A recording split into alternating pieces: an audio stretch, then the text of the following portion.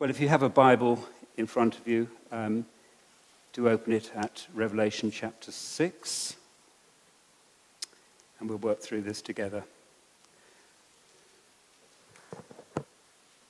Now, most years, apart from this year, a small group of men leave our homes and our wives and leave these shores for a road trip. And it's basically a grueling weekend of driving and watching motorsport. The driving part of it is through France to the Loire region to watch the annual Le Mans 24-hour motor race. And it's an intense weekend, and you need physical stamina and strength to make it through. However, those men are also well-rounded and cultured men. And if there's an opportunity over that weekend to appreciate local history or local arts, that's what we do. And it gives a respite from all that car stuff.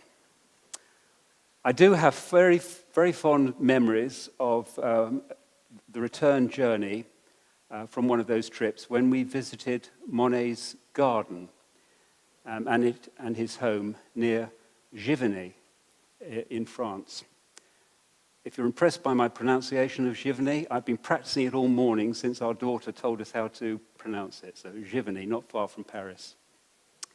And Monet, as you know, was an Impressionist painter, and one of his best-known paintings is, of course, the water lily pond. Here it is, a PowerPoint. You may have a print of it hanging up in your home. But if you wanted to identify the type of lily growing in the pond, his painting would not be the best botanical record, so to speak, to use. But the painting does give you a glorious picture of the kind of lilies that were thriving and growing in that particular region of France.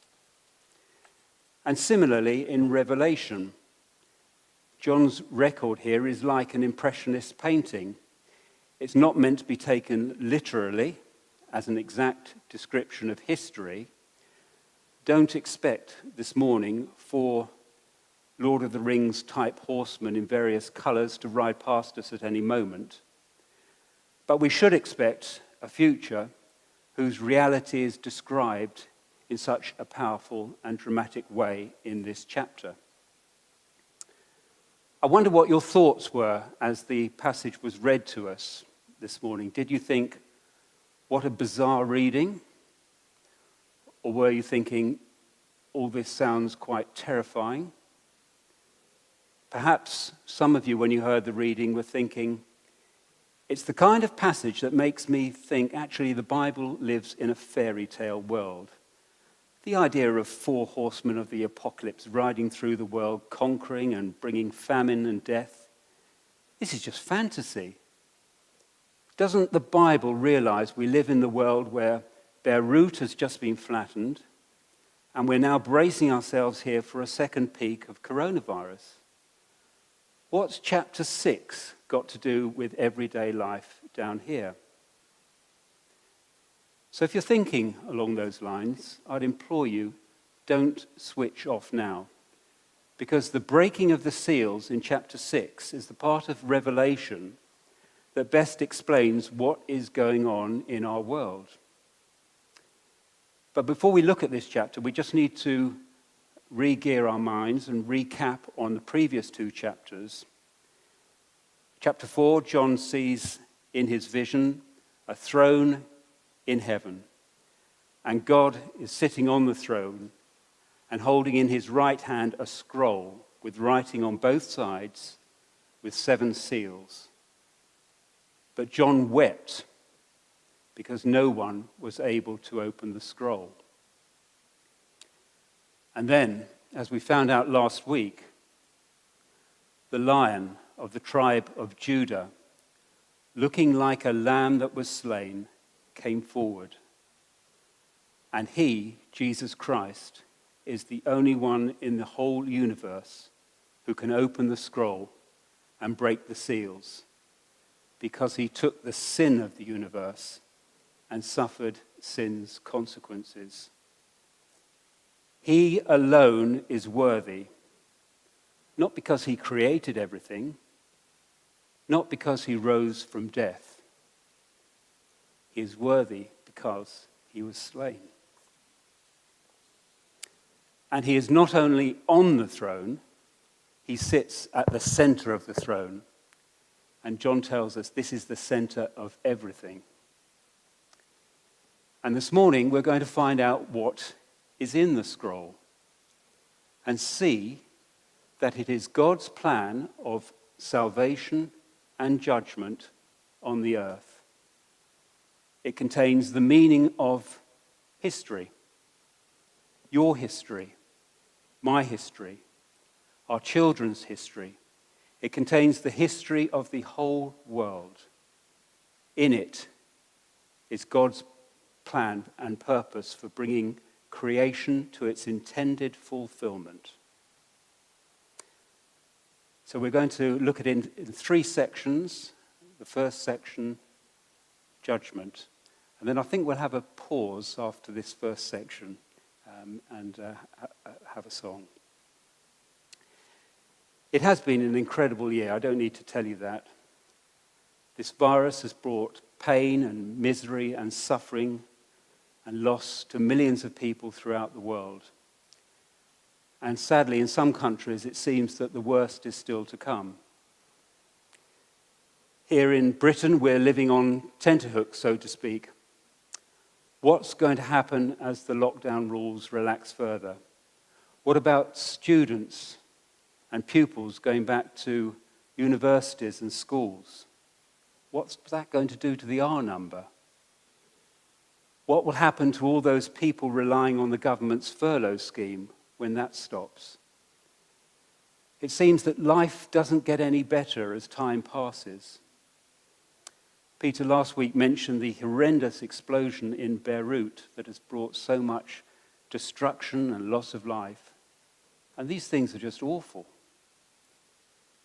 And as we turn to this particular chapter, as the seals of the scroll are opened, the world scene doesn't look any better. We see an horrific vision in this world, but with a difference. Chapter 6 shows us that there is purpose to the suffering, and it's not random because God is in control. And as the first four seals are opened, the four horsemen of the apocalypse ride out. I'm sure we've all heard of them before. We mustn't be put off by the imagery. Remember, the record here is like an impressionist painting. It is not meant to be taken literally as an exact interpretation of history. So don't identify a particular character or a particular time when these things happen, because they speak of events that are occurring throughout what the Bible calls the last days. That's the time between Jesus when he ascended into heaven and before he returns, before he comes back to this world. So the first seal is opened. And notice in verse 1, it's the Lamb, the Lord Jesus, who opens these seals. The riders don't come out of their own accord. They're released by him. Let's look at verse 1. I watched as the Lamb opened the first of the 7 seals. Then I heard one of the 4 living creatures say in a voice like thunder, "Come." I looked, and there before me was a white horse. Its rider held a bow, and he was given a crown, and he rode out as a conqueror bent on conquest. So the question we need to ask is, who or what is this first horseman?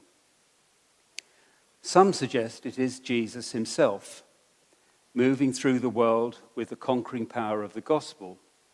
Because later in Revelation, and we'll get to it eventually in chapter 19, Jesus clearly appears on a white horse, wearing many crowns on his head and a sharp sword coming from his mouth.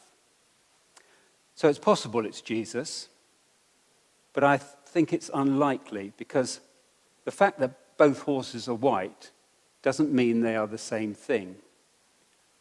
white was simply the colour for conquest in the ancient world.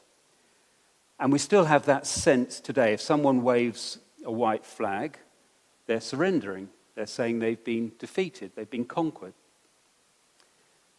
And it would be odd if we had 3 bad horses and the first horse is Jesus. It'll be kind of strange. So the first horseman is not Christ, but we could call him conquest. It's a picture of men and women trampling on others, wreaking havoc in the name of greed, ambition, and imperialism. We saw it in the first century with the Roman Empire. We saw it in the 20th century with the horror of the Nazi regime. And we've seen it more recently with ISIS, where whole regions of the Middle East fell under its control. This horseman on the white horse represents conquest. Then in verse 3, the second seal is opened. When the Lamb opened the second seal, I heard the second living creature say, "Come." Then another horse came out, a fiery red one. Its rider was given power to take peace from the earth and to make people kill each other. To him was given a large sword. So this horseman follows on the heels of the first, and we shall call him War, because he represents civil unrest, revolution and war. He takes away peace so that humans turn on one another and kill each other. And it's uncomfortable to read that it is God who pulls back his restraining hand and allows evil to flourish under his sovereign control. But that's what it says here, and we're going to come back to that.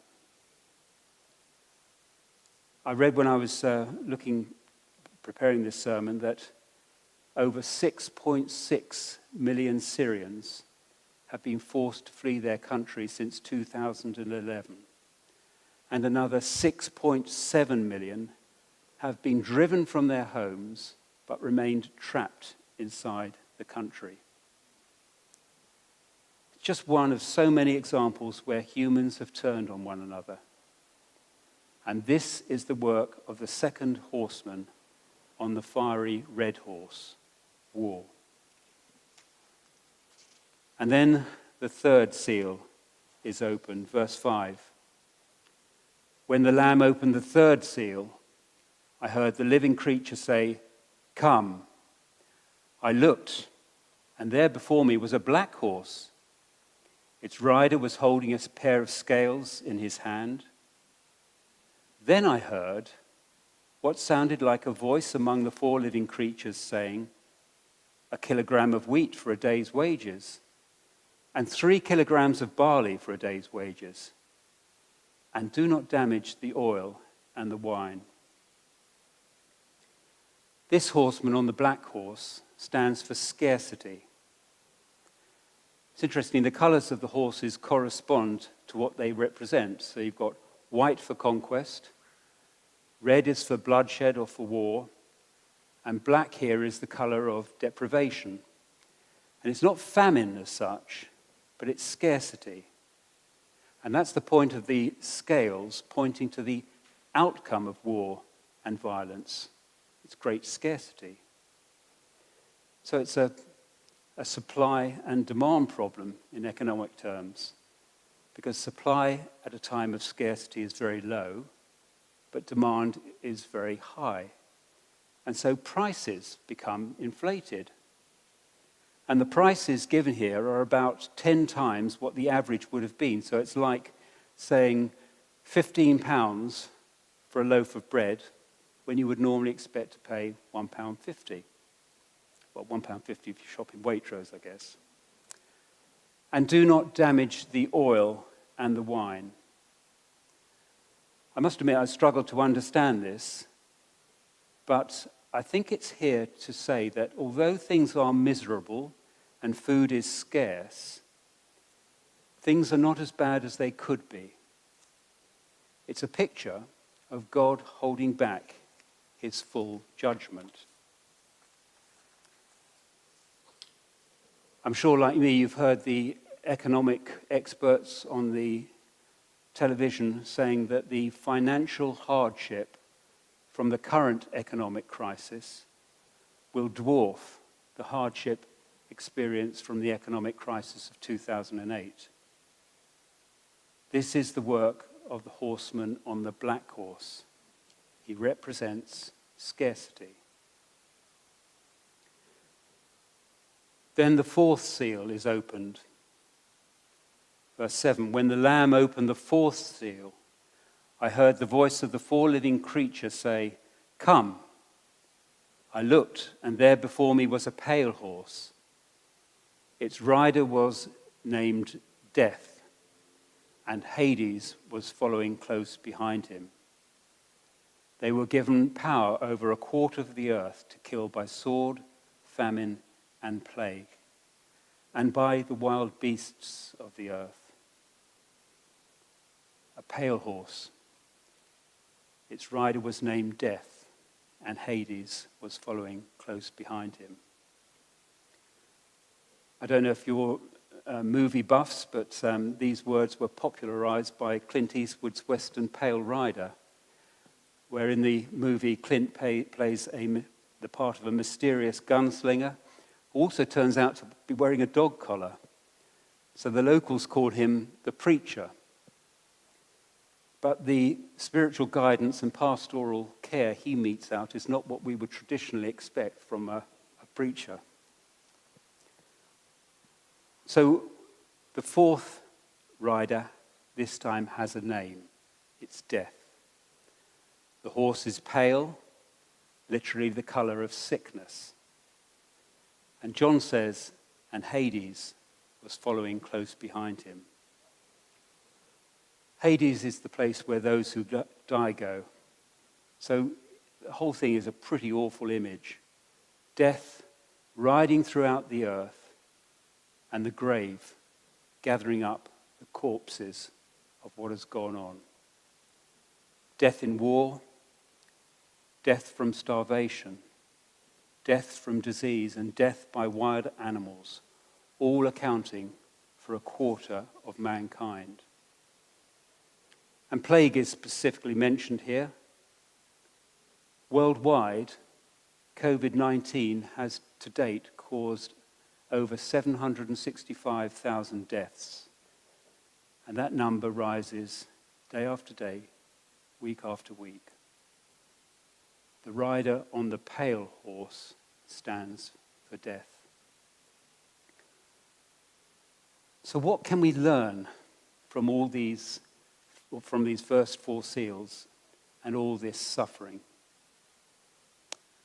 First, as I've mentioned, the seals unlock events that unroll throughout history. The horsemen are riding forth today.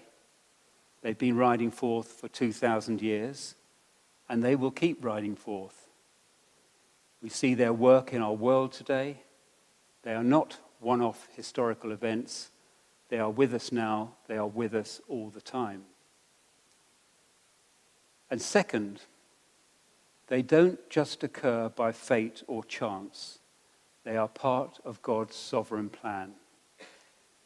The riders ride out at his command and under his control. If you look at verse 2, it says, the rider was given a crown. And verse 3, the rider was given power. And the same in verse 8. Now, all these horsemen represent evil things, and they are evil riders, but they are not in charge. Evil can only operate if it is given permission to do so. It is on a leash. And this is a great mystery to us. But somehow, evil serves God's plan of bringing the kingdom of heaven to earth. And that's why the chaos and violence and suffering in our world are not signs that the Lamb is not on the throne. They are signs of his justice. Here is the way to peace, he says. If you do not want my way, I will grant you your way. Now, a question that is likely to be on our minds is, so because Jesus sits on the throne of the universe, is all the pain and suffering his doing? That's the question. And the answer is a resounding no. The reason for all the pain and suffering is because Jesus is bringing his kingdom to earth, but there's resistance. So long as Jesus and his way are ignored or resisted, the four horsemen will continue to ride. You'll notice as each of these first four seals are opened, a living creature says, "Come." I think these living creatures are angels, those who carry out God's justice from the throne. Just as, in a sense, our Queen has her magistrates and justices of the peace and high court judges, so the throne of God has its high judges, the living creatures. So seal 1 says, if we don't go away the way of the Lamb, there will be greater and greater conflict and the drive to conquer. Seal 2 says, if we do not go the way of the Lamb, there will be greater and greater violence. Seal 3 says, if we do not go the way of the Lamb, there will be greater and greater hunger and injustice. And Seal 4 says, if we do not go the way of the Lamb, there will be greater and greater sickness and death. What about God's people? Where is the church in all this? What about you and me? Are we separated from this? I'm afraid not. Because as we follow the way of Jesus, the church gets caught up in all the chaos. And this leads us to the fifth seal. Verse 9, when he opened the fifth seal, I saw under the altar the souls of those who had been slain because of the word of God and the testimony they had maintained. And this is a further picture of the reality that has happened over the centuries since Christ died and rose to life again. Christian martyrs. And the vision that John reveals to us here is a heavenly one. He sees the souls of those who've died for their faith and died for their witness and their testimony about the Lord Jesus Christ. And they are now absolutely safe in the presence of God. They are under the altar. That's what it says. And you may think that's a strange expression, but it seems to be a reference to the Old Testament sacrifices.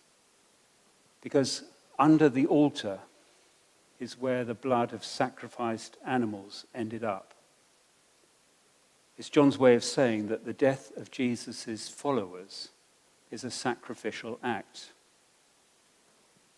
And then in verse 10, John hears them crying out in a loud voice, "How long, sovereign Lord, holy and true, until you judge the inhabitants of the earth and avenge our blood? How long, sovereign Lord?" This isn't a cry for personal vengeance. It's a plea for God to demonstrate his righteous justice. How long until you put right all the injustice on earth and punish our killers? And a strange answer is given in verse 11. Then each of them was given a white robe, and they were told to wait a little longer until the full number of their fellow servants, their brothers and sisters, were killed, just as they had been. And Jesus said something similar to his disciples talking about the day of judgment in Matthew 24. He says, "But about that day or hour no one knows, not even the angels in heaven, nor the Son, but only the Father." It's in God's hands. It's not for us to know. We don't need to know. It's God's business. But God has told us this and what will happen so that we're not surprised. Last December, the Chinese police raided a well-known Christian church in China and arrested Pastor Wang Yi and his wife and 10 elders for holding illegal services. I think this church has about 750 members, so it's a fairly big church, and 100 of those believers were detained, questioned, and later released. But they did not release Pastor Wang. He has now been sentenced to 9 years in prison for proclaiming the gospel. He was doing no more than we've been doing in this hall this morning. And I want to read part of an open letter that you can read on the internet. This is from Pastor Wang. He says, "Those who lock me up will one day be locked up by angels. Those who interrogate me will finally be questioned and judged by Christ. Separate me from my wife and children, ruin my reputation, destroy my life and my family. The authorities are capable of doing all these things. However, no one in this world can force me to renounce my faith." You see, there is an altar in heaven.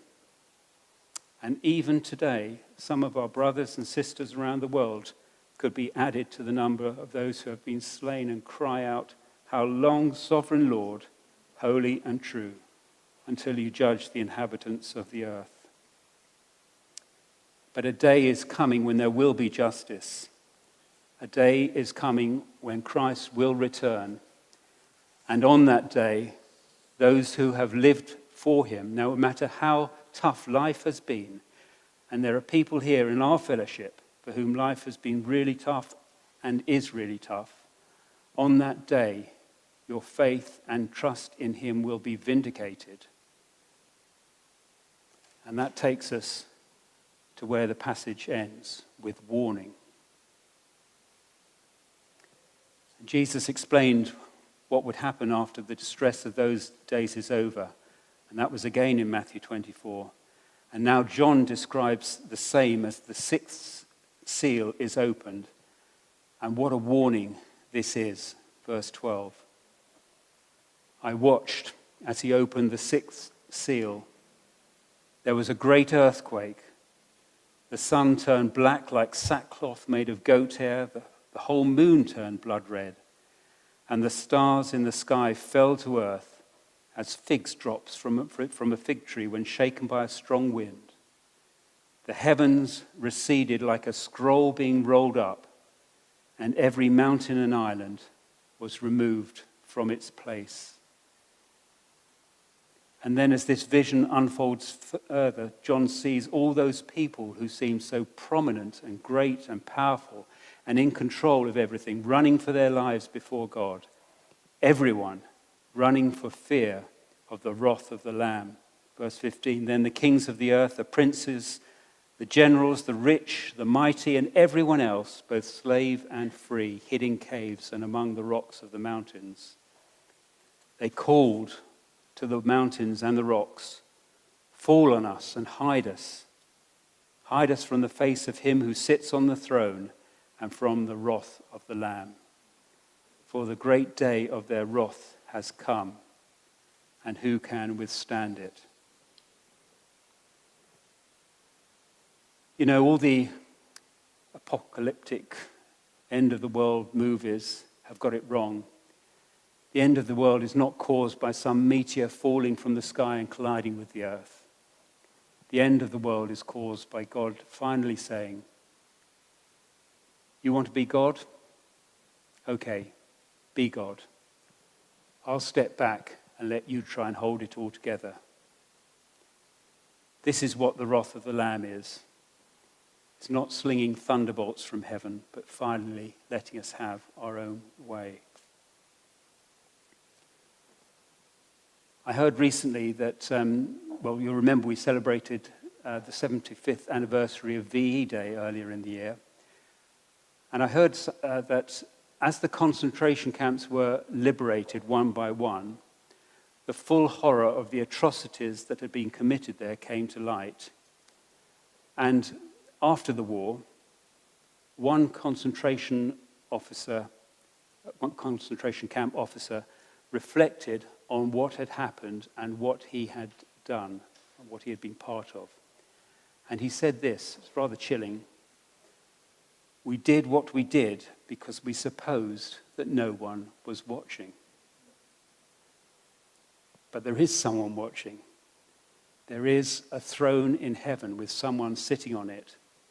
The God who sees everything.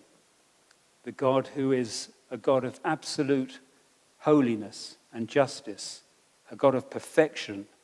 A God who loves what is good and hates what is evil and gets angry when he sees it. And one day, justice will be done. And later in Revelation, suffering is described as a series of trumpet notes. So, as we see the suffering in the world represented by the four horsemen, it's God's message saying, the world isn't as it should be.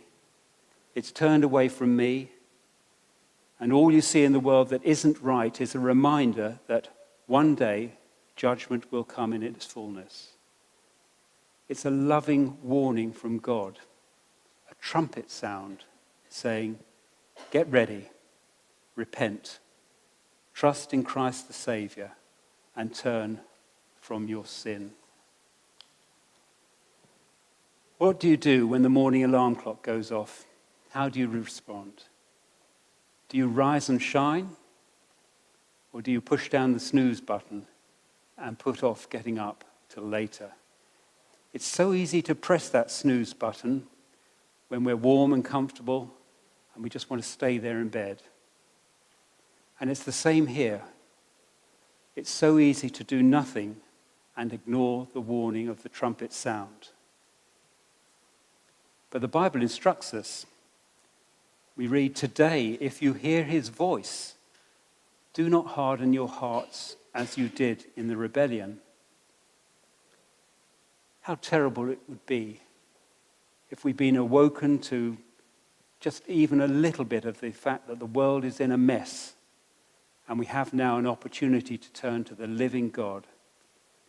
What a terrible thing that would be to just hit the snooze button again and fall back to sleep. So why not today? Why not when this world seems so messed up? Does God not call time on it all? Why not today when life is so hard for those people he loves so much? Well, the fact of the matter is, we don't know that he won't come by the end of our meeting this morning. In that open letter from Pastor Wang Yi, he answers that question for us. Why not now? Let me read again a bit more. Those who locked me up will one day be locked up by angels. Those who interrogate me will finally be questioned and judged by Christ. When I think of this, the Lord fills me with a natural compassion and grief towards those who are attempting to and actively imprisoning me. Pray that the Lord would use me, that he would grant me patience and wisdom, that I might take the gospel to them. If you're a Christian, if you love the Lord Jesus Christ, if you know that he is your Saviour, that he died for your sin on that Roman cross, and if you believe that he rose again to bring you new life, if you know his love and his grace and his Spirit within your heart, then you have the same privilege as Pastor Wang Yi. You have a story to tell to those who don't know him, who will face the wrath of the Lamb. And if you're not sure about Jesus, if you don't know him, if you don't think you know him, if you're not ready for that day when he comes back, the good news is that today is the day of grace. Today is the day that Jesus says to you, trust me, put your life in my hands, and I will hold you fast for all eternity. I love you, and I died for you on the cross, that you might trust me and receive eternal life and be with me and all my people forever. One day, that great day will come, for the great day of their wrath has come, and who can withstand it? Who can withstand it? I think our service has been speaking to us this morning along these lines. Psalm 46, God is our refuge and strength, an ever-present help in trouble. The children's video, we need Jesus, we need to be made clean. In and of ourselves, none of us can withstand the wrath of the Lamb. But in Christ, if you're trusting him, any of us can.